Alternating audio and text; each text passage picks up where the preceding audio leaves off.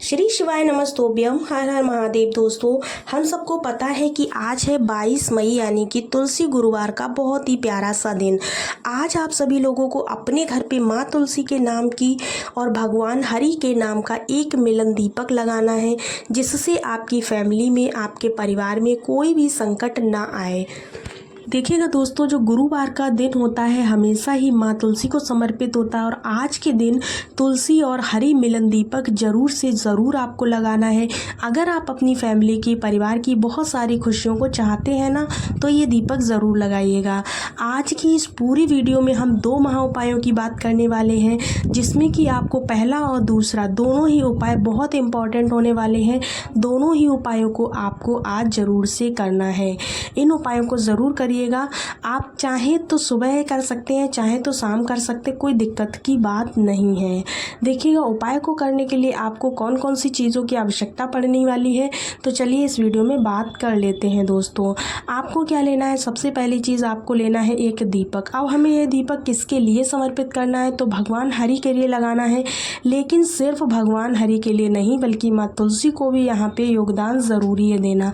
इसके लिए आप जैसे ये दिया जलाते हैं ना, तो कैसे दिया जलाएंगे? आपको एक दीपक लेना है। दीपक लेने के बाद अब नियम ये कहता है कि जब कोई विशेष तिथि आ जाए, कोई भी विशेष तिथि आ जाए, मैंने आपको कम से कम कई बार बता रखा है कि अगर कोई विशेष तिथि पर आप दीपक जलाते हैं तो आपको घी का दीपक जलाना है। बहुत थोड़ा सा नहीं, बल्कि ज़्यादा सा घी लेना है, जिससे कि दीपक पूरा भर जाए। इतना घी आपको ले लेना है।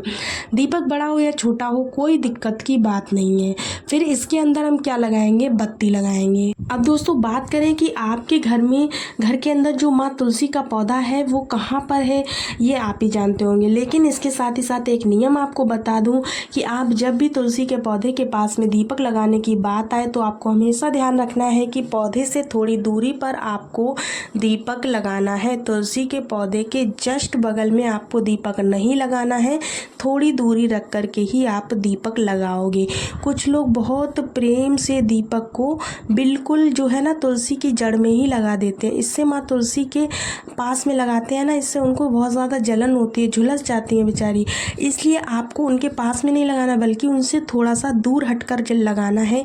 केवल उनका नाम लेकर लगाएंगे ना, तो तब भी उनका दीपक उन्हीं का ही माना जाएगा। अगर आप पास में लगाते हैं ना, ऐसे में ये बहुत बड़ा दोष होता है। मैंने आपसे कई बार कहा है, दीपक को कभी जड़ के अंदर मत लगाया करो। हल्की सी दूरी पर, मतलब बहुत ज़्यादा नहीं, लेकिन थोड़ा सा गमले से दूरी बना करके आप दीपक को लगाया करिए। अब इसमें बत्ती की बात आती है, तो हमें यहाँ पर कौन सी बत्ती डालनी है? गोल बत्ती। अब नियम समझिए, दीपक के नीचे आपको सबसे पहले समझने वाली बात क्या है, क्या रखना है? एक चुटकी हल्दी इस दीपक के नीचे आपने रखनी, क्योंकि आज माँ तुलसी को समर्पित कर रहे हैं ये दीपक, और तो गुरुवार का दिन आपने हल्दी ज़रूर से रखनी है। अब हम बारी है हमारी इस दीपक को प्रज्वलित करने की। जब आप इस दीपक को प्रज्वलित करोगे, दीपक प्रज्वलित करने से पहले ही माँ तुलसी से आपको प्रार्थना करनी है। प्रार्थना कैसे करोगे? माँ तुलसी, आज यह दीपक हम भगवान हरि के लिए लगा रहे हैं। हमसे जो भी भूल हो, जो भी गलतियाँ हो, हमारे परिवार के लोगों में से जिससे भी जो गलती हो, उसको आपको क्षमा करना है। हमारे परिवार में सुख व शांति को बनाए रखना है, समृद्धि को बनाए रखना है, ऐसी आपको प्रार्थना करनी है। इस तरह से आप जब प्रार्थना कर लेते हैं, उसके बाद में इस दीपक को जला देना है। अब दीपक जलाते समय भी आपको एक मंत्र बोलना है। वो मंत्र है ओम नमो भगवते वासुदेवाय नमः। भगवान हरि का जो सबसे बड़ा मंत्र माना जाता है वो यही होता है, ओम नमो भगवते वासुदेवाय नमः। इस मंत्र को बोलना है। यहाँ मंत्र का स्मरण करके इस दीपक को जला देना है। जलाने के बाद में दोस्तों क्या करना है, जब आप दीपक को प्रज्वलित कर लेंगे, उसके बाद में आपको इस दीपक के अंदर एक विशेष चीज़ डालनी है। इस दीपक को जलाने के बाद और दीपक के अंदर भी आप लोगों को एक चुटकी हल्दी डाल देनी। क्या डालना है? हल्दी डालना है। इससे परिवार में सुख व समृद्धि बनी रहती है। हमेशा ही घर में सुख व शांति का माहौल रहता है। बिल्कुल भी घर में लड़ाइयाँ नहीं होती हैं। अब हम बात करने वाले हैं दूसरे उपाय की। होप सो आपको पहला उपाय बहुत अच्छे से समझ में आया होगा।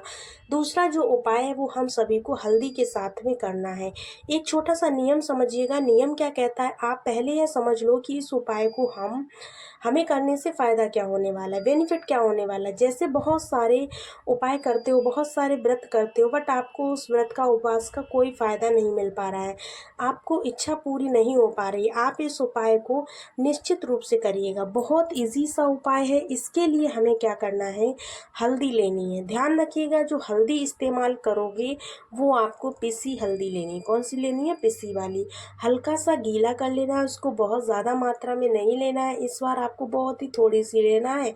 अब एक थोड़ा छोटा सा नियम समझिएगा।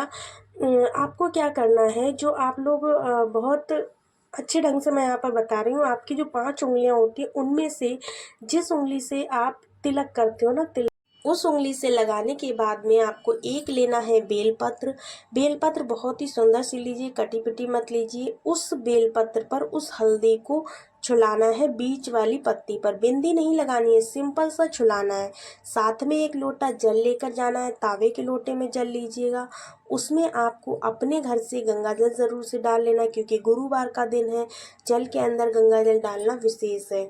इतनी बातें आपको समझ में आ गई। अब आपको क्या करना है, अब देखिए जो आप लोगों ने अपनी उंगली में जो तिलक लगाया हुआ है, उस उंगली से, उसी उंगली से आपको इस लोटे पर भी एक बिंदी लगा लेनी है, इस कलश में भी एक बिंदी लगा लेनी है। जल का पात्र है ना, इसलिए उस पर आपको वहाँ पर अपनी उंगली से एक बिंदी लगाने के बाद अब आपको क्या करना है, फिर आप इस कलश को उठाना, बेलपत्र को उठाना और पहुँच जाना महादेव की शिवलिंग के पास में।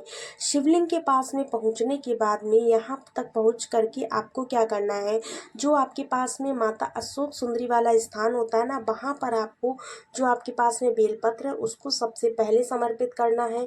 उसके बाद में जो जल आप लेकर गए हैं 1 लोटा, उस जल को महादेव के शिवलिंग के ऊपर समर्पित करना है। धीरे धीरे करके श्री शिवाय नमस्तुभ्यम बोलते हुए या फिर ओम नमो भगवते वासुदेवाय, इस मंत्र का जाप करते हुए आपको जल को समर्पित कर देना है। धीरे धीरे करके करिएगा, एक साथ नहीं करना है।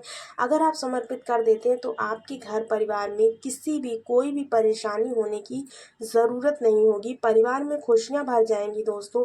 अगर घर में किसी प्रकार की कोई दिक्कत है या फिर कोई भी ऊपरी बाधा आपको परेशान कर रही है, ऐसे में आप गुरुवार के दिन इन दोनों में से कोई भी उपाय कर लेते हैं तो आपकी हर इच्छा, हर मनोकामना पूरी होगी। ये बिल्कुल आजमाए हुए उपाय हैं, तो आप इनको ज़रूर से कीजिएगा। साथ ही साथ दोस्तों आपको बता दें, एकादशी से संबंधित, एकादशी कब है, कैसे करनी है, कैसे व्रत करना है, इसका पूरा डिटेल्ड वीडियो हम चैनल पर डाल चुके हैं, तो आप उसको जाकर के देख सकते हैं। अगर नहीं मिला है तो आपका वीडियो जो है 6 बजे तक आपको मिल जाएगा। वीडियो को ज़रूर देखिएगा, उसमें हमने बहुत डिटेल में समझाया कि आपको अपरा एकादशी का व्रत कैसे रखना है, किन लोगों को रखना है, क्या खाना है, क्या नहीं खाना है, पूरा डिटेल में वीडियो है। अगर आप वो वीडियो देख लेते हैं, इसके साथ ही आपको दूसरा वीडियो देखने की ज़रूरत नहीं पड़ने वाली है, एक बार उसको ज़रूर देखिएगा। चलिए मिलते हैं आपसे अगले वीडियो में, तब तक के लिए सभी दोस्तों को राधे राधे, श्री शिवाय नमस्तुभ्यम। वीडियो पसंद आए तो वीडियो को एक लाइक ज़रूर कीजिएगा, साथ ही साथ दोस्तों चैनल को भी सब्सक्राइब कर लीजिएगा।